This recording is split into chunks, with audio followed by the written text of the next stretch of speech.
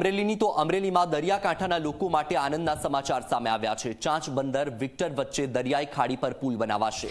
વિધાનસભામાં 71 કરોડ રૂપિયાની મંજૂરી આપવામાં આવી।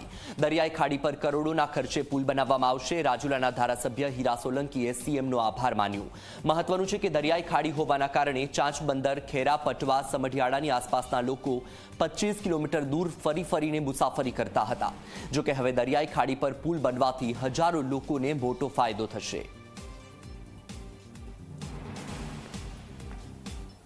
ચાંચ ગામના પુલની મંજૂરી મળતા 71 કરોડ રૂપિયાના ખર્ચે જ્યારે આ ચાંચ ગામનું એસ્ટિમેટ જ્યારે નીકળેલું હોય ત્યારે આપણા કાર્યશીલ મુખ્યમંત્રી શ્રી ભૂપેન્દ્રભાઈ પટેલનો આ તબક્કે અમારા જનપ્રતિનિધિ તરીકે હું ખૂબ આભાર માનું છું।